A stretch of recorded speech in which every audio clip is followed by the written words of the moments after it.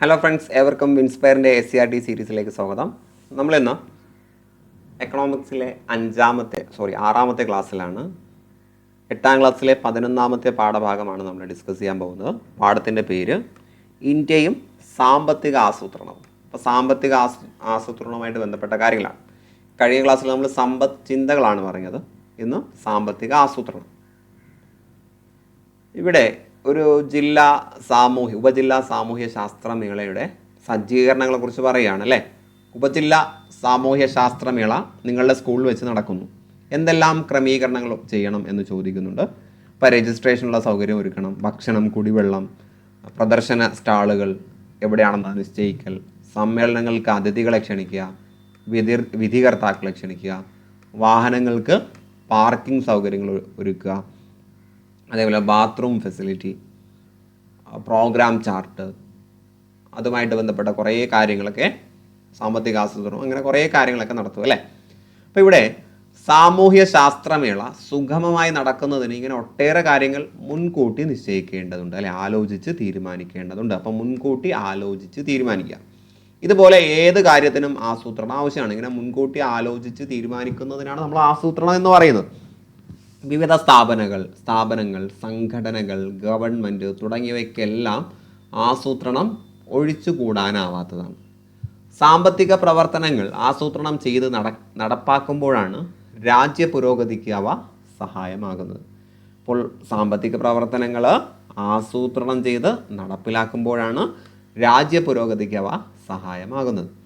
ലഭ്യമായ വിഭവങ്ങൾ ഉപയോഗപ്പെടുത്തി സമൂഹത്തിൻ്റെ പ്രധാന സാമ്പത്തിക ലക്ഷ്യങ്ങൾ നേടി എടുക്കാൻ സഹായിക്കുന്ന മുന്നൊരുക്കത്തെയാണ് സാമ്പത്തിക ആസൂത്രണം. പഠിച്ചു വെക്കുക. നമുക്ക് നിലവിൽ എന്തൊക്കെ വിഭവങ്ങളുണ്ടോ അതെല്ലാം ഉപയോഗപ്പെടുത്തി സമൂഹത്തിൻ്റെ പ്രധാന സാമ്പത്തിക ലക്ഷ്യങ്ങൾ നേടാൻ നടത്തുന്ന മുന്നൊരുക്കത്തെയാണ് സാമ്പത്തിക ആസൂത്രണം അഥവാ എക്കണോമിക് പ്ലാനിംഗ് എന്ന് പറയുന്നത്. സാമ്പത്തിക വളർച്ചയെ ത്വരിതപ്പെടുത്തണമെങ്കിൽ സാമ്പത്തിക ആസൂത്രണം കൂടിയേ തീരൂ. ആസൂത്രണത്തിൻ്റെ നാൾ വഴികൾ എന്നതിലേക്ക് നമുക്ക് കടക്കാം. സ്വാതന്ത്ര്യം ലഭിക്കുന്നതിന് മുൻപ് തന്നെ സാമ്പത്തിക ആസൂത്രണത്തിന് ഇന്ത്യയിൽ തുടക്കം കുറിച്ചിരുന്നു. ദാദാഭായ് നവറോജിയുടെ കാര്യമൊക്കെ നമ്മൾ പറഞ്ഞു, രമേശ് ചന്ദ്ര ദത്തൊക്കെ നമ്മൾ പറഞ്ഞു അല്ലേ. ബ്രിട്ടീഷ് ചൂഷണവും ഇന്ത്യയുടെ വികസന മുരടിപ്പും എങ്ങനെ തരണം ചെയ്യാം എന്നതായിരുന്നു 1931 ഇന്ത്യൻ നാഷണൽ കോൺഗ്രസ്സിലെ കറാച്ചി സമ്മേളനത്തിലെ പ്രധാന ചർച്ചാ വിഷയം. പഠിക്കുക, എക്കണോമിക്സുമായിട്ട് ബന്ധപ്പെട്ട് നമ്മൾ പഠിക്കേണ്ട ഒരു INC ആണ്.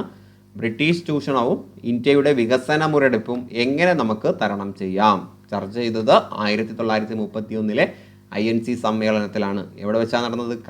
കറാച്ചിയിലാണ്. കറാച്ചി. ഇതിനെ തുടർന്ന് ജവഹർലാൽ നെഹ്റുവിൻ്റെ നേതൃത്വത്തിൽ 1938 ദേശീയ ആസൂത്രണ സമിതി നാഷണൽ പ്ലാനിംഗ് കമ്മിറ്റി രൂപീകരിച്ചു. അപ്പം നെഹ്റുവിൻ്റെ നേതൃത്വത്തിൽ 1938 ദേശീയ ആസൂത്രണ സമിതി നാഷണൽ പ്ലാനിംഗ് കമ്മിറ്റി വന്നു. 1944 ഇന്ത്യയിലെ ഒരു സംഘം വ്യവസായികൾ ബോംബെ നഗരത്തിൽ സമ്മേളിച്ച് ഇന്ത്യയുടെ സാമ്പത്തിക വികസനത്തിന് വേണ്ടി ഒരു പദ്ധതി തയ്യാറാക്കി. ഇത് ബോംബെ പദ്ധതി എന്ന പേരിൽ അറിയപ്പെടുന്നു. ഇപ്പം 38 ദേശീയ ആസൂത്രണ സമിതി വന്നു. 1944 ആയപ്പോൾ ഒരു സംഘം വ്യവസായികൾ ബോംബെ നഗരത്തിൽ ഒരുമിച്ച് ചേർന്നിട്ട് ഇന്ത്യയുടെ സാമ്പത്തിക വികസനത്തിന് എന്തൊക്കെ ചെയ്യാൻ കഴിയും എന്നുള്ളൊരു പദ്ധതി തയ്യാറാക്കി. ഇതിനെ ബോംബെ പദ്ധതി എന്ന് പറയുന്നു. ഇമ്പോർട്ടൻ്റ് ആണ്. പ്രമുഖ സാമൂഹ്യ പ്രവർത്തകനായ MN റോയ് ആവിഷ്കരിച്ച ജനകീയ പദ്ധതിയും ഇന്ത്യയുടെ ആസൂത്രണ ആശയങ്ങൾക്ക് കരുത്തേകി. അപ്പോൾ പീപ്പിൾസ് പ്ലാൻ തയ്യാറാക്കിയത്, ജനകീയ പദ്ധതി തയ്യാറാക്കിയത് MN റോയ് ആണ്. അപ്പോൾ ബോംബെ പദ്ധതി പ്രമുഖ വ്യവസായികൾ 1944 തയ്യാറാക്കിയ പദ്ധതി, MN റോയ് ആവിഷ്കരിച്ച പദ്ധതി പീപ്പിൾസ് പ്ലാൻ, ജനകീയ പദ്ധതി. 1948 സ്വതന്ത്ര ഭാരതത്തിൽ ആദ്യമായി വ്യാവസായിക നയം രൂപീകരിച്ചത് ആസൂത്രണത്തിലൂടെ ഇന്ത്യയുടെ വികസനം എന്ന ലക്ഷ്യത്തിന് കരുത്തേകി. അപ്പോൾ സ്വതന്ത്ര ഭാരതത്തിൽ ആദ്യമായിട്ട് വന്ന വ്യാവസായിക നയം 1948 ആദ്യമായിട്ട് വ്യാവസായിക നയം വരുന്നത് 1948 ഇന്ത്യയുടെ സാമ്പത്തിക ആസൂത്രണത്തിന് വ്യക്തമായ മാർഗനിർദ്ദേശങ്ങൾ നൽകിയ വിശ്വേശ്വര അയ്യ ഇന്ത്യൻ ആസൂത്രണത്തിൻ്റെ പിതാവ്. വിശ്വേശ്വര അയ്യാണ്. തെറ്റിപ്പോകരുത്, ആസൂത്രണത്തിൻ്റെ പിതാവ് കേട്ടോ. പിതാവ് എന്നറിയപ്പെടുന്നത് വിശ്വേശ്വര അയ്യ ആണ്. ഇന്ത്യയുടെ ആസൂത്രിത സമ്പദ് വ്യവസ്ഥ എന്ന വിഖ്യാത എന്ന ഗ്രന്ഥം രചിച്ചത് എം വിശ്വേശ്വരയ്യ. അപ്പം എം വിശ്വേശ്വരയ്യയുടെ പുസ്തകത്തിൻ്റെ പേര് ഇന്ത്യയുടെ ആസൂത്രിത സമ്പദ് വ്യവസ്ഥ. അപ്പം ഇന്ത്യൻ ആസൂത്രണത്തിൻ്റെ പിതാവ് വിശ്വേശ്വരയ്യയാണ്. അദ്ദേഹത്തിൻ്റെ പുസ്തകത്തിൻ്റെ പേര് ഇന്ത്യയുടെ ആസൂത്രിത സമ്പദ് വ്യവസ്ഥ, planned economy of India. 1950 March 15 കേന്ദ്രമന്ത്രിസഭ ഒരു പ്രമേയത്തിലൂടെ ആസൂത്രണ കമ്മീഷൻ, പ്ലാനിംഗ് കമ്മീഷൻ. അപ്പോൾ ആസൂത്രണ കമ്മീഷൻ നിലവിൽ വരുന്നത് 1950 മാർച്ച് 15, ആസൂത്രണ കമ്മീഷൻ, പ്ലാനിംഗ് കമ്മീഷൻ.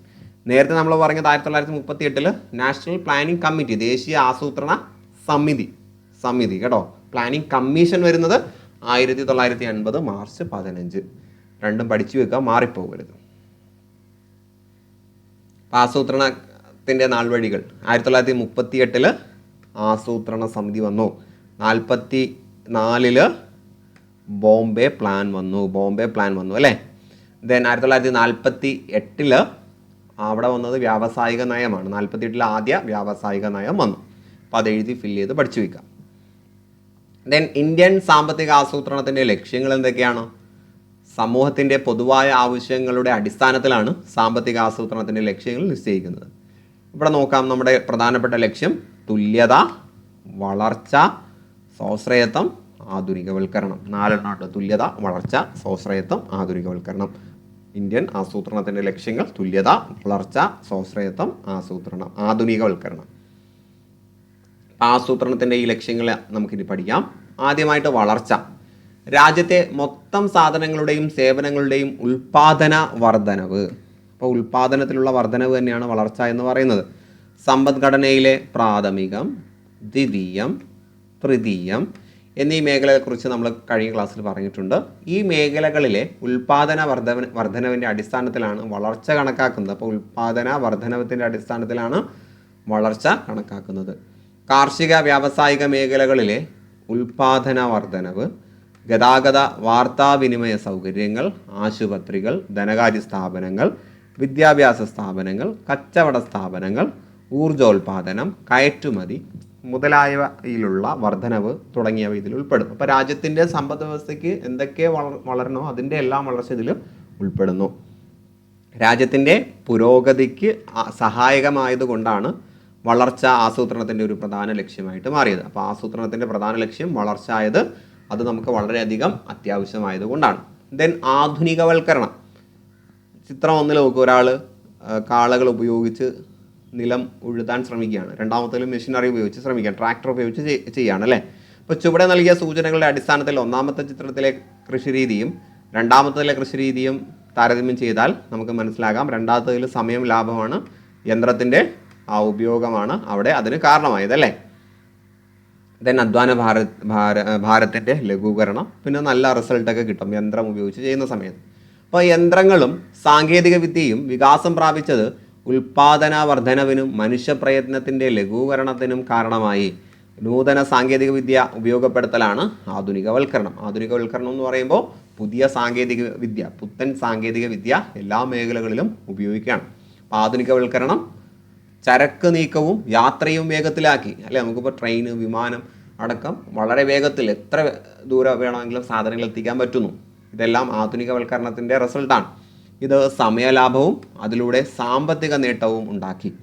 ആധുനിക വാർത്താവിനിമയ സൗകര്യങ്ങൾ ജീവിത നിലവാരവും സുരക്ഷിതത്വവും വർദ്ധിക്കുന്നതിനും ഗവൺമെൻറ്റിൻ്റെ സേവനങ്ങൾ വളരെ പെട്ടെന്ന് തന്നെ ജനങ്ങളിലേക്ക് എത്തുന്നതിനും ഉപകരിച്ചു അല്ലേ. അപ്പോൾ വാർത്താവിനിമയ സൗകര്യങ്ങൾ ഉള്ളതുകൊണ്ട് നമ്മളെല്ലാ കാര്യങ്ങളും അപ് ടു ഡേറ്റ് ആയിട്ട് അറിയുകയാണ് അല്ലേ. ഇതൊക്കെ വാർത്താവിനിമയ സൗകര്യങ്ങളുടെ മെച്ചമാണ്. ആധുനികവൽക്കരണം നൂതന സാങ്കേതിക വിദ്യയുടെ പ്രയോജനപ്പെടുത്തൽ മാത്രമല്ല, സമൂഹത്തിൻ്റെ കാഴ്ചപ്പാടിലുള്ള മാറ്റം കൂടിയാണ്. സ്ത്രീകളുടെ അവകാശ സംരക്ഷണം. ആധുനികവൽക്കരണം കാഴ്ചപ്പാടുകളിൽ മാറ്റം വരുത്തുന്നു. പ്രസ്താവന വന്നാൽ തെറ്റിക്കരുത്. സ്ത്രീകളുടെ അവകാശ സംരക്ഷണം, സാമൂഹ്യ സുരക്ഷിതത്വം, പുതിയ സാമൂഹിക മാറ്റങ്ങൾ, ഇതെല്ലാം ആധുനികവൽക്കരണത്തിൻ്റെ ഭാഗമാണ്. ഇനി മൂന്നാമത്തെ സവിശേഷത സ്വാശ്രയത്വം, സെൽഫ് റിലയൻസ്. നിങ്ങളുടെ വീട്ടിൽ അടുക്കളത്തോട്ടം ഉണ്ടോ? ചെറിയ തോതിലെങ്കിലും കൃഷി ചെയ്യുന്നവർക്ക് പച്ചക്കറിയുടെ കാര്യത്തിൽ മറ്റുള്ളവരെ കൂടുതലായി ആശ്രയിക്കേണ്ടി വരില്ല. സാമ്പത്തിക ലാഭവും മനുഷ്യ വിഭവശേഷിയുടെ പ്രയോജനപ്പെടുത്തലും ഇതിലൂടെ സാധ്യമാകുന്നു. സ്വാതന്ത്ര്യം ലഭിക്കുമ്പോൾ നമ്മുടെ രാജ്യത്തിൻ്റെ ഭക്ഷ്യധാന്യ ഉൽപ്പാദനത്തിൻ്റെ അവസ്ഥ നമുക്കറിയാമല്ലോ, നമ്മൾ പഠിച്ചതാണ്. ഭക്ഷ്യധാന്യങ്ങൾക്കായുള്ള വിദേശ ആശ്രയത്വം കൂടുതൽ ദാരിദ്ര്യത്തിന് കാരണമായി. നമ്മൾ പുറം രാജ്യത്തെ എത്രത്തോളം ആശ്രയിക്കുന്നു അതനുസരിച്ച് നമുക്ക് സാമ്പത്തിക ബാധ്യത കൂടുകയാണ്. ലഭ്യമായിട്ടുള്ള വിഭവങ്ങൾ ഉപയോഗിച്ച് ഇന്ത്യയുടെ മാനവ ശേഷി പ്രയോജനപ്പെടുത്തി കൃഷിയിലും വ്യവസായത്തിലും സേവന മേഖലയിലും സ്വയം പര്യാപ്തത നേടാനും വിദേശ ആശ്രയത്വം ഇല്ലാതാക്കാനുമാണ് സ്വാശ്രയത്വം ലക്ഷ്യമിടുന്നത്. അപ്പോൾ സ്വാശ്രയത്വം ലക്ഷ്യമിടുന്നത് നമുക്കുള്ള പരിമിതമാണെങ്കിൽ പരിമിതമായിട്ടുള്ള വിഭവങ്ങൾ ഉപയോഗിച്ച് നമുക്ക് വേണ്ട കാര്യങ്ങൾ നമ്മൾ തന്നെ ചെയ്യുക, വിദേശാശ്രയത്വം കുറയ്ക്കുക. ഇതാണ് സ്വാശ്രയത്വം കൊണ്ട് ലക്ഷ്യമിടുന്നത്. അടിസ്ഥാന വ്യവസായങ്ങൾ, ഊർജ്ജോൽപാദനം എന്നിവയിലെ സ്വയം പര്യാപ്തത രാജ്യത്തെ സാമ്പത്തിക വളർച്ചയ്ക്ക് സഹായകമാകും. ദെൻ അവസാനം പറഞ്ഞു തുല്യത. നമ്മുടെ അടിസ്ഥാന ആവശ്യങ്ങൾ എന്തെല്ലാമാണ്? ആഹാരം, വസ്ത്രം, പാർപ്പിടം, സാക്ഷരത, ആരോഗ്യം, അല്ല, ഇതൊക്കെ നമ്മുടെ അടിസ്ഥാനപരമായിട്ടുള്ള ആവശ്യങ്ങളാണ്. ഇന്ത്യയിലെ എല്ലാ പൗരന്മാർക്കും അടിസ്ഥാന ആവശ്യങ്ങളായിട്ടുള്ള ആഹാരം, വസ്ത്രം, പാർപ്പിടം, വിദ്യാഭ്യാസം, കുടിവെള്ളം, ആരോഗ്യരക്ഷ തുടങ്ങിയവ നിറവേറുകയും സമ്പത്തിൻ്റെ നീതിപൂർവമായ വിതരണം സാധ്യമാവുകയും ചെയ്യുക എന്നതാണ് തുല്യതയുടെ ലക്ഷ്യം. അപ്പോൾ എല്ലാവർക്കും നീതി ഉറപ്പാക്കുക, എല്ലാവർക്കും എല്ലാം ഒരേപോലെ കിട്ടുക. വളർച്ചയും മാതൃകവൽക്കരണവും സ്വാശ്രയത്വവും പൂർണ്ണമായും ജനങ്ങൾക്ക് പ്രയോജനപ്പെടുത്തണമെങ്കിൽ തുല്യത ഉറപ്പാക്കേണ്ടതാണ്. അപ്പോൾ നേരത്തെ പറഞ്ഞതിൻ്റെ എല്ലാം പ്രയോജനം ജനങ്ങളിൽ എത്തണമെങ്കിൽ തുല്യത വേണം. ഓക്കെ അല്ലേ? സോ ആസൂത്രണത്തിൻ്റെ 4 ലക്ഷ്യങ്ങൾ നമ്മൾ പറഞ്ഞു. വളർച്ച, ആധുനികവൽക്കരണം, തുല്യത, ദെൻ ഒരെണ്ണം കൂടി പറഞ്ഞല്ലോ, വളർച്ച, ആധുനികവൽക്കരണം, സ്വാശ്രയത്വം, അല്ലെ, സ്വാശ്രയത്വം, തുല്യത. ദെൻ ആസൂത്രണ കമ്മീഷനും പഞ്ചവത്സര പദ്ധതികളും വളരെ പ്രധാനപ്പെട്ട അടുത്ത ടോപ്പിക്കിലേക്ക് വരാം. നാം ചർച്ച ചെയ്ത ലക്ഷ്യങ്ങൾ ഫലപ്രാപ്തിയിൽ എത്തിക്കുന്നതിനുള്ള പദ്ധതികൾ തയ്യാറാക്കാനാണ് 1950 മാർച്ച് 15, വളരെ ഇമ്പോർട്ടൻ്റ് ആണ്, 1950 മാർച്ച് 15. മാർച്ച് 15 കേന്ദ്ര മന്ത്രിസഭ ഒരു പ്രമേയത്തിലൂടെ ആസൂത്രണ കമ്മീഷന് രൂപം നൽകി. പ്രധാനമന്ത്രിയായിരുന്നു അതിൻ്റെ അധ്യക്ഷൻ. പ്രധാനമന്ത്രി അധ്യക്ഷനും ഒരു മുഴുവൻ സമയ ഉപാധ്യക്ഷനും കേന്ദ്ര ക്യാബിനറ്റ് നിയമിക്കുന്ന കമ്മീഷൻ അംഗങ്ങളും ചേരുന്ന സമിതിയാണ് ആസൂത്രണ കമ്മീഷൻ. ആരൊക്കെയാണ് ഉണ്ടായിരുന്നത്? പ്രധാനമന്ത്രി, അധ്യക്ഷൻ, ദെൻ ഒരു ഉപാധ്യക്ഷൻ ഉണ്ടാകും. അത് കഴിഞ്ഞ് കേന്ദ്ര ക്യാബിനറ്റ് നിയമിക്കുന്ന കമ്മീഷൻ അംഗങ്ങളും ഉണ്ടാകും.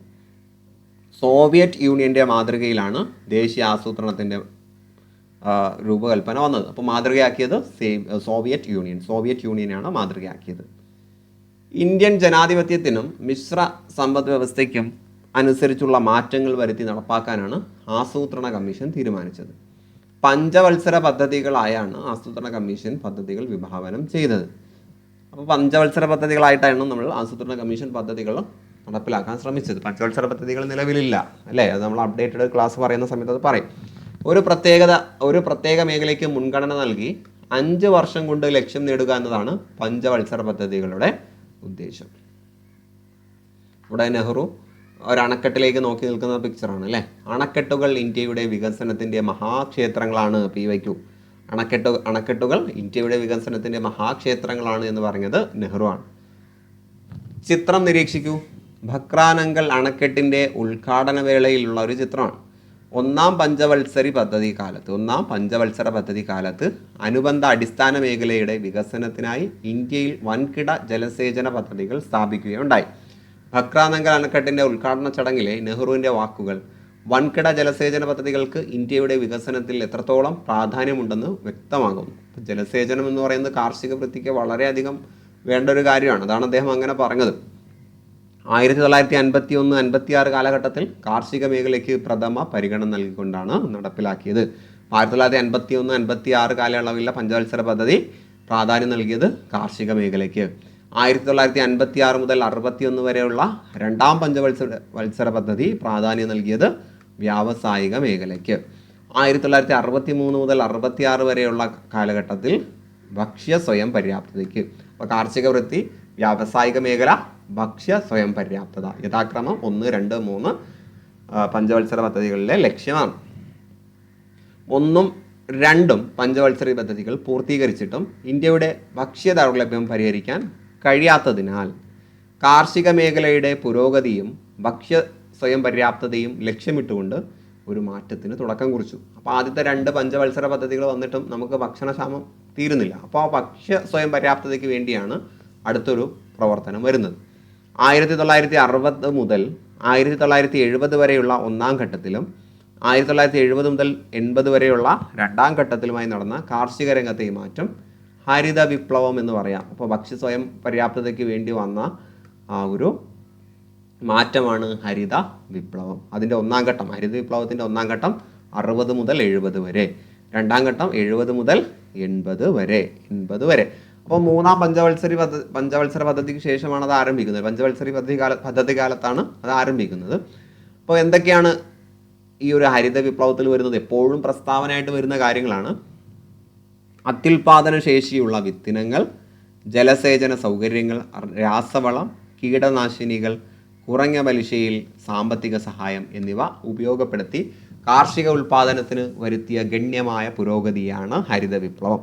ഹരിത വിപ്ലവത്തിൽ ഉൾപ്പെടുന്നത് 1 അത്യുൽപാദന ശേഷിയുള്ള വിത്തിനങ്ങൾ, അപ്പോൾ നല്ല ഉൽപാദന ശേഷിയുള്ള വിത്തുകൾ നിർമ്മിക്കുക, വിതരണം ചെയ്യുക. പിന്നെ ജലസേചന സൗകര്യങ്ങൾ മെച്ചപ്പെടുത്തുക, രാസവളം, കീടനാശിനി ഇവകളുടെ ഉപയോഗം, പിന്നെ കുറഞ്ഞ പലിശയിൽ കർഷകർക്ക് സാമ്പത്തിക സഹായം നൽകുക. ഇതൊക്കെയായിരുന്നു ഹരിത വിപ്ലവത്തിൻ്റെ ഭാഗമായിട്ട് നടപ്പിലാക്കിക്കൊണ്ടിരുന്നത്. ഇതിലൂടെ ഭക്ഷ്യധാന്യങ്ങളുടെ കാര്യത്തിൽ പ്രത്യേകിച്ച് നെല്ല്, ഗോതമ്പ് എന്നിവയുടെ ഉൽപ്പാദനത്തിൽ സ്വയം പര്യാപ്തത കൈവരിക്കാനും വിദേശ ആശ്രയത്വം ഇല്ലാതാക്കാനും കഴിഞ്ഞു. അപ്പം നെല്ല്, ഗോതമ്പിലാണ് പ്രധാനമായിട്ടും ഈ ഒരു ഹരിത വിപ്ലവം ഫോക്കസ് ചെയ്തത്. അത് തന്നെയാണ് ഇതിൻ്റെ ഒരു പോരായ്മയായിട്ട് പിന്നീട് നമ്മൾ പഠിക്കുകയും ചെയ്യുന്നത്. അപ്പം ഹരിത വിപ്ലവം പോലെ സമാന രീതിയിൽ പാലുൽപ്പന്നങ്ങളും വർദ്ധിപ്പിക്കുന്നത് ലക്ഷ്യമാക്കി കൊണ്ടുവന്നതാണ് ധവള വിപ്ലവം. ഇന്ത്യയിൽ അതും വൻ വിജയം നേടി. ദെൻ മത്സ്യോൽപാദന മേഖലയുടെ പുരോഗതിക്ക് ലക്ഷ്യമാക്കി നീല വിപ്ലവവും ഇന്ത്യയിൽ നടപ്പിലാക്കി. അപ്പോൾ ഹരിത വിപ്ലവം വരുന്നത് കാർഷിക മേഖലയിലും, ധവളം വെള്ള കളറാണ്, അപ്പോൾ പാലുൽപ്പന്നങ്ങളുമായിട്ട് ബന്ധപ്പെട്ട് ധവള വിപ്ലവം, നീല വിപ്ലവം കടൽ നീല നിറത്തിലല്ലേ, അപ്പോൾ മത്സ്യോൽപാദനമായിട്ട് ബന്ധപ്പെട്ടതാണ്. ആസൂത്രണ കമ്മീഷൻ ഇന്ത്യയിൽ നടപ്പിലാക്കിയ പദ്ധതികളും അവയുടെ കാലയളവും പ്രധാന ലക്ഷ്യങ്ങളും സൂചിപ്പിച്ചിട്ടുള്ള ഒരു പട്ടിക താഴെ തന്നിട്ടുണ്ട്. അത് പഠിച്ചു വെക്കുക. ഇതിലേത് വേണമെങ്കിലും ചോദിക്കാം. അപ്പോൾ 1-ാം പഞ്ചവത്സര പദ്ധതി നമ്മൾ പറഞ്ഞു 1951 മുതൽ 56 വരെയുള്ള കാലഘട്ടം. കാർഷിക മേഖലയുടെ സമഗ്ര വികസനം. അപ്പോൾ ആദ്യം കാർഷിക മേഖല, പിന്നീട് വ്യാവസായിക മേഖല. 2-ാം പഞ്ചവത്സര പദ്ധതി 56 മുതൽ 61 വരെ. ദെൻ 3-ാം പഞ്ചവത്സര പദ്ധതി, ഹരിത വിപ്ലവമൊക്കെ വരുന്നത് ഈ ഒരു സമയത്താണല്ലേ, 60 മുതൽ 70 ആദ്യഘട്ടം. 61 to 66 ഭക്ഷ്യ സ്വയം പര്യാപ്തത, സമ്പദ്ഘടനയുടെ സ്വയം പര്യാപ്തത. ദെൻ 4-ാം പഞ്ചവത്സര പദ്ധതി 1969 മുതൽ 74 വരെ, സ്ഥിരതയോടുകൂടിയ വളർച്ച, സ്വാശ്രയത്വം. ദെൻ 5-ാം പഞ്ചവത്സര പദ്ധതി ദാരിദ്ര്യ നിർമ്മാർജ്ജനം. ഇത് ഇമ്പോർട്ടൻ്റ് ആണ്. 5-ലാണ് ദാരിദ്ര്യ നിർമ്മാർജ്ജനം, 74 മുതൽ 79 വരെ. ദെൻ 6-ാം പഞ്ചവത്സര പദ്ധതി 80 മുതൽ 85 വരെ. ഇവിടെ വരുന്നത് കാർഷിക വ്യാവസായിക മേഖലകളിലെ അടിസ്ഥാന സൗകര്യങ്ങൾ മെച്ചപ്പെടുത്തുക. 7-ാം പഞ്ചവത്സര പദ്ധതി 85 മുതൽ 1990 വരെ, ആധുനികവൽക്കരണവും തൊഴിലവസരങ്ങളുടെ വർധനവും. അപ്പോൾ ഞാൻ കോഡും മറ്റു കാര്യങ്ങളും ക്ലാസ്സിൽ പറയാത്തതൊക്കെ പറഞ്ഞു കഴിഞ്ഞാൽ ക്ലാസ് ഭയങ്കരമായിട്ട് ലെങ്തി ആയി പോവും. കുറച്ച് കഴിയുമ്പോൾ നമുക്ക് ഏകദേശം പോർഷൻസ് ഒക്കെ കഴിയുമ്പോൾ വളരെ പ്രധാനപ്പെട്ട മേഖല, ഇതുപോലുള്ള മേഖലകൾ സെലക്ട് ചെയ്തിട്ട് അതിൻ്റെ കോഡ് മാത്രം പറഞ്ഞുകൊണ്ടുള്ള ഒരു ചെറിയ ക്ലാസ്സുകൾ 10-15 മിനിറ്റ് മാത്രം, അല്ലെങ്കിൽ അതിൽ താഴെ മാത്രം ലെങ്ത് വരുന്ന ക്ലാസ്സുകൾ നമുക്ക് ചെയ്യാം. അതൊക്കെ പരീക്ഷാടിസ്ഥാനത്തിൽ നമുക്ക് ചെയ്യാം കേട്ടോ. ദെൻ 8-ാം പഞ്ചവത്സര പദ്ധതി മാനവശേഷി വികസനം 92 മുതൽ 97 വരെ. 9-ാം പഞ്ചവത്സര പദ്ധതി ഗ്രാമീണ വികസനവും വികേന്ദ്രീകൃത ആസൂത്രണവും 97 മുതൽ 2002 വരെ. 10-ാം പഞ്ചവത്സര പദ്ധതി 2002 മുതൽ 2007 വരെ, മൂലധന നിക്ഷേപം വർദ്ധിപ്പിക്കുക.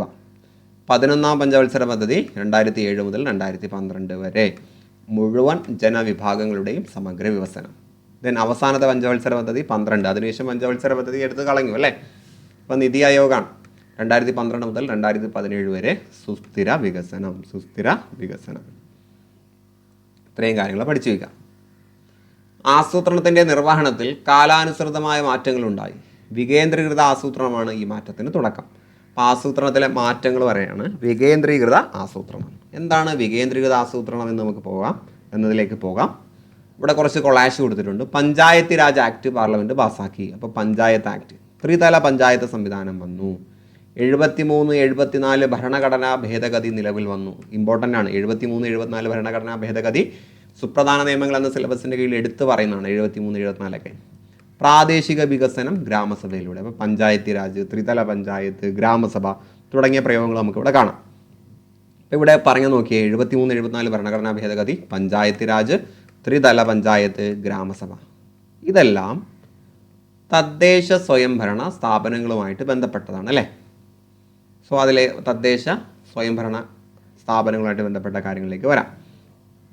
1992 പാർലമെൻറ്റ് പാസ്സാക്കുകയും 93 നിലവിൽ വരികയും ചെയ്ത 73-74 ഭരണഘടനാ ഭേദഗതി നിയമങ്ങൾ പഞ്ചായത്തി രാജ് നഗരപാലിക സംവിധാനങ്ങൾ നിലവിൽ വരുന്നതിനിടയാക്കി. 73-74 ഭരണഘടനാ ഭേദഗതി നിയമമാണ് പഞ്ചായത്തി രാജ് നഗരപാലിക സംവിധാനങ്ങൾ നിലവിൽ വരാൻ കാരണം. പഞ്ചായത്ത് രാജ്, നഗരപാലിക. അപ്പോൾ 92 അതിൽ 9 തിരിച്ചിട്ടാൽ പി അല്ലേ. അപ്പോൾ പഞ്ചായത്ത് രാജ്, നഗരപാലിക. ദെൻ 92, 93 എന്നല്ലേ പറഞ്ഞേ. അപ്പോൾ ആ 93 മുതൽ നമ്മൾ സ്റ്റാർട്ട് ചെയ്യും. 93, 73, 74, 92, 93, 73, 74. 92, 93 വർഷങ്ങളാണ്. 92 പാർലമെൻറ്റ് പാസ്സാക്കി, 93 നിലവിൽ വന്നു. ദെൻ 73, 74 ഭരണഘടനാ ഭേദഗതികളാണ്. ഓക്കെ അല്ലേ. അപ്പം നിലവിൽ വന്നത് 93, പാസ്സാക്കിയത് 92. പഞ്ചായത്തി രാജ് നഗരപാലിക സംവിധാനങ്ങളെക്കുറിച്ചാണ് പറയുന്നത്. പഞ്ചായത്തുകൾ ഗ്രാമപഞ്ചായത്ത്, ബ്ലോക്ക് പഞ്ചായത്ത്, ജില്ലാ പഞ്ചായത്ത് ഇങ്ങനെ 3ആയിട്ട് തിരിച്ചു. ത്രിതല പഞ്ചായത്ത് അല്ലേ. ഗ്രാമപഞ്ചായത്ത്, ബ്ലോക്ക് പഞ്ചായത്ത്, ജില്ലാ പഞ്ചായത്ത്. 9ാം പഞ്ചവത്സര പദ്ധതി കാലത്ത് നിലവിൽ വന്ന ഈ മാറ്റം വികേന്ദ്രീകൃത ആസൂത്രണത്തിന് തുടക്കം കുറിക്കലായിരുന്നു. അപ്പോൾ വികേന്ദ്രീകൃത ആസൂത്രണത്തിൻ്റെ ഭാഗമായിട്ടാണ് നമ്മുടെ ജില്ലകളെ 3ആയിട്ട് തരംതിരിച്ചത്. ഗ്രാമപഞ്ചായത്ത്, ബ്ലോക്ക് പഞ്ചായത്ത്, ജില്ലാ പഞ്ചായത്ത്. ദേശീയ തലത്തിൽ പദ്ധതികൾ ആസൂത്രണം ചെയ്ത് നടപ്പാക്കിയിരുന്ന കേന്ദ്രീകൃത ആസൂത്രണ രീതിയായിരുന്നു അതുവരെ നിലനിൽക്കുന്നുണ്ടായിരുന്നത്. അന്നുവരെ കേന്ദ്രത്തിൽ നിന്നും ആസൂത്രണം വരുന്നു, അതനുസരിച്ച് നടപ്പിലാക്കുന്നു.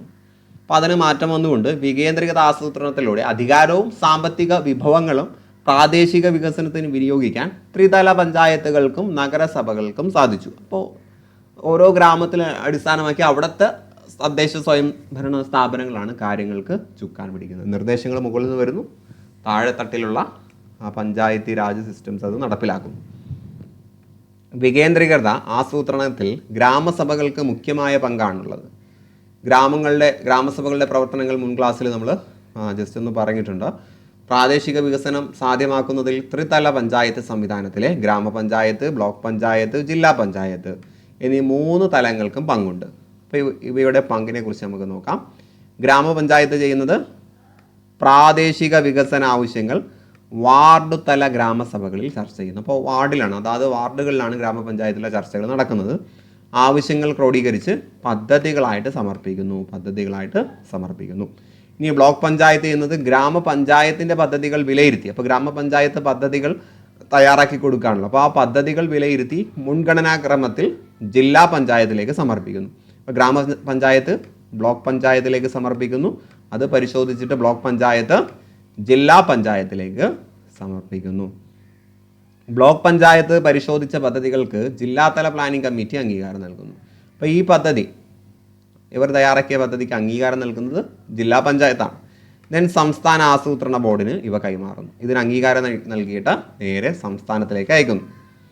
ഇതാണ് ആ ഒരു ഓർഡർ എന്ന് പറയുന്നത്. ദെൻ പുതിയ ചുവടുവയ്പ്പുകൾ. കേന്ദ്ര ഗവൺമെൻറ്റിൻ്റെ ആസൂത്രണ കമ്മീഷൻ്റെ പ്രവർത്തനം അവസാനിപ്പിക്കുകയും നീതി ആയോഗ് എന്ന സംവിധാനം നിലവിൽ വരികയും ചെയ്തു. 2015 ജനുവരി 1 നിലവിൽ വന്ന നീതി ആയോഗ്, ഫുൾ ഫോം ഓടിയ national institution for transforming India, അതിനെയാണ് നീതി ആയോഗ് എന്ന് നമ്മൾ ചുരുക്കി പറയാം. National institution for transformation India. അതിൻ്റെ ഒരു ലോഗോ ഒക്കെ ഇവിടെ തന്നിട്ടുണ്ട്. പ്രധാനമന്ത്രിയാണ് ഇതിൻ്റെ അധ്യക്ഷനായിട്ട് വരുന്നത്. ഭരണസമിതിയിൽ എല്ലാ മുഖ്യമന്ത്രിമാരും കേന്ദ്ര ഭരണ പ്രദേശങ്ങളിലെ ലഫ്റ്റനൻറ്റ് ഗവർണർമാരും പ്രധാനമന്ത്രി നിയോഗിക്കുന്ന ഉപാധ്യക്ഷനും സ്ഥിരാംഗങ്ങളാണ്. അപ്പോൾ ആരൊക്കെയാണ് അംഗങ്ങൾ? പ്രധാനമന്ത്രി അധ്യക്ഷൻ, പിന്നെ ഒരു ഉപാധ്യക്ഷൻ ഉണ്ടാകും, ദെൻ എല്ലാ സംസ്ഥാനങ്ങളിലെ മുഖ്യമന്ത്രിമാരുണ്ടാകും, പിന്നീട് വരുന്നത് കേന്ദ്രഭരണ പ്രദേശങ്ങളിലെ ലഫ്റ്റനൻറ്റ് ഗവർണർ. 2 പാർട്ട് ടൈം അംഗങ്ങളും 4 അനൗദ്യോഗിക അംഗങ്ങളും ചീഫ് എക്സിക്യൂട്ടീവ് ഓഫീസറും ഇതിൽ ഉൾപ്പെടും.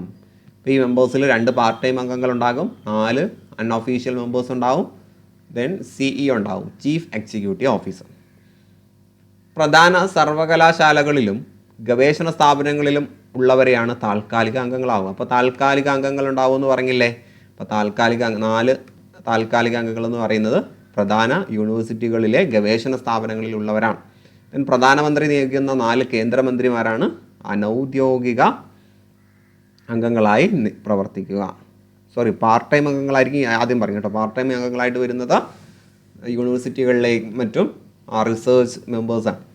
കേന്ദ്രമന്ത്രിമാരാണ് അൺഒഫീഷ്യൽ അംഗങ്ങളായിട്ട് പ്രവർത്തിക്കുന്നത്. ചീഫ് എക്സിക്യൂട്ടീവ് ഓഫീസറെ പ്രധാനമന്ത്രി നിയമിക്കുന്നു. അപ്പോൾ നീതി ആയോഗിലെ ചീഫ് എക്സിക്യൂട്ടീവ് ഓഫീസറിനെ നിയമിക്കുന്നത് പ്രധാനമന്ത്രിയാണ്. നീതി ആയോഗിൻ്റെ പ്രധാനപ്പെട്ട ലക്ഷ്യങ്ങൾ മുമ്പ് ആസൂത്രണ കമ്മീഷൻ ചെയ്ത പല കാര്യങ്ങളും തന്നെയാണ് ഇവിടെ ചെയ്യാൻ പോകുന്നത് അല്ലേ. അത് ഒന്നുകൂടെ എലാബറേറ്റ് ചെയ്ത് നമുക്ക് പഠിക്കാം. നീതി ആയോഗിൻ്റെ ലക്ഷ്യങ്ങൾ ഇമ്പോർട്ടൻ്റ് ആണ്. വ്യവസായ സേവന മേഖലയിൽ സർക്കാർ പങ്കാളിത്തം കുറയ്ക്കുക. അപ്പോൾ നമ്മൾ സർക്കാരിൻ്റെ പങ്കാളിത്തം ഇപ്പോൾ കുറച്ചുകൊണ്ട് വരികയാണ് അല്ലേ. പണ്ട് നമ്മൾ സർക്കാരിൻ്റെ കീഴിലായിരിക്കണം എല്ലാം എന്ന് പറഞ്ഞെങ്കിൽ പിന്നീട് അത് മാറി. അതൊക്കെ നമ്മൾ ഹയർ സെക്കൻഡറി ക്ലാസ്സൊക്കെ പഠിക്കുന്ന സമയത്ത് കുറച്ചുകൂടി ഡീറ്റെയിൽ ആയിട്ട് പറയും. അപ്പോൾ വ്യാവസായിക സേവന മേഖലകളിൽ സർക്കാർ പങ്കാളിത്തം കുറയ്ക്കുക. കാർഷിക മേഖലയെ മിശ്ര കാർഷിക ഉൽപ്പാദനത്തിലൂടെ പുരോഗതിയിലെത്തിക്കുക. ഏതെങ്കിലും ഒരു ഉൽപ്പന്നം മാത്രമല്ല, പല ഉൽപ്പന്നങ്ങൾ മിക്സ് ചെയ്ത് ഉൽപ്പാദനം നടത്തുക. ആ സമയത്ത് നഷ്ടം വരാനുള്ള സാധ്യത കുറയും. ദെൻ പ്രബല മധ്യവർഗത്തെ സുസ്ഥിര സാമ്പത്തിക വളർച്ച നേടാൻ പ്രയോജനപ്പെടുത്തുക. അപ്പോൾ മിഡിൽ ക്ലാസ്സിനെ പ്രയോജനപ്പെടുത്തിക്കൊണ്ട് ഒരു സസ്റ്റൈനബിൾ ഡെവലപ്മെൻറ്റിന് ശ്രമിക്കുക. അപ്പോൾ അവരെ ഉപയോഗപ്പെടുത്തിയാൽ നമുക്ക് സേവന മേഖലകളിലൊക്കെ പിടിച്ചു നിർത്താൻ കഴിയും. അത് ഉപയോഗിച്ച് നമ്മുടെ സാമ്പത്തിക മേഖലയിൽ വളർച്ച ഉണ്ടാക്കാൻ കഴിയും അല്ലേ. മിഡിൽ ക്ലാസ്സിനെയാണ് നന്നായിട്ട് പ്രയോജനപ്പെടുത്തേണ്ടത്. ദെൻ പ്രവാസി ഇന്ത്യക്കാരുടെ സേവനം സാമ്പത്തിക സാങ്കേതിക വളർച്ചയ്ക്ക് ഉപയുക്തമാക്കുക. അപ്പോൾ പ്രവാസികളെയും പ്രവാസി ഇന്ത്യൻസിനെയും ഉപയോഗിക്കുക. ആധുനിക സാങ്കേതിക വിദ്യയുടെ സഹായത്തോടെ നഗരങ്ങളെ സുരക്ഷിത ആവാസ കേന്ദ്രങ്ങളാക്കി മാറ്റുക. ആധുനിക സാങ്കേതിക വിദ്യകൾ ഉപയോഗിച്ച് നഗരങ്ങളെ സുരക്ഷിത ആവാസ കേന്ദ്രങ്ങളാക്കി മാറ്റുക. ആഗോള മാറ്റങ്ങളുടെയും വിപണി ശക്തികളുടെയും ഇടപെടലുകൾ നേരിടാൻ രാജ്യത്തെ പ്രാപ്തമാക്കുക. അപ്പോൾ മാറ്റങ്ങളൊക്കെ നേരിടാൻ രാജ്യത്തെ പ്രാപ്തമാക്കുക. നമ്മളിന്ന് ആസൂത്രണവുമായിട്ട് ബന്ധപ്പെട്ട കാര്യങ്ങൾ പറഞ്ഞു. വളരെ പ്രധാനപ്പെട്ട ഒരു ചാപ്റ്റേഴ്സാണ്. ഇനി അങ്ങോട്ട് പോകുന്തോറും വളരെ പ്രധാനപ്പെട്ട കാര്യങ്ങളാണ് നമ്മൾ എക്കണോമിക്സിലും മറ്റു വിഷയങ്ങളിലും പഠിക്കുക. നല്ല ശ്രദ്ധ കൊടുക്കുക. എന്ന് പറഞ്ഞ കാര്യങ്ങൾ സംഗ്രഹിച്ചുകൊണ്ട് നമുക്ക് നിർത്താം. രാജ്യപുരോഗതിക്ക് ആസൂത്രണം ആവശ്യമാണെന്ന് പറഞ്ഞു. വിഭവങ്ങൾ നീതിപൂർവ്വം വിനിയോഗിക്കപ്പെടുന്നത് ആസൂത്രണത്തിലൂടെയാണെന്ന് പറഞ്ഞു. ആസൂത്രണത്തിൻ്റെ ലക്ഷ്യം വികസനമാണെന്ന് പറഞ്ഞു. ആസൂത്രണ കമ്മീഷൻ ഇന്ത്യയിൽ ആസൂത്രണത്തിന് മേൽനോട്ടം വഹിച്ചിരുന്നു എന്ന് പറഞ്ഞു. ഇന്ത്യയുടെ പുരോഗതിയിൽ പഞ്ചവത്സര പദ്ധതികൾ നിർണായക സ്വാധീനം ചെലുത്തിയിട്ടുണ്ടോ എന്ന് പറഞ്ഞു. വികേന്ദ്രീകൃത ആസൂത്രണം പ്രാദേശിക വികസനത്തിൽ ജനപങ്കാളിത്തം ഉറപ്പുവരുത്തുന്നു എന്ന് പറഞ്ഞു. അവസാനമായി നീതി ആയോഗ് എന്ന സംവിധാനത്തെക്കുറിച്ചും പറഞ്ഞു. ഇന്നത്തെ ക്ലാസ് ഇവിടെ അവസാനിപ്പിക്കുകയാണ്. പുതിയ ക്ലാസ്സുകളുമായിട്ട് നമുക്ക് വീണ്ടും കണ്ടുമുട്ടാം. അതുവരേക്കും എല്ലാവർക്കും ഗുഡ് ബൈ.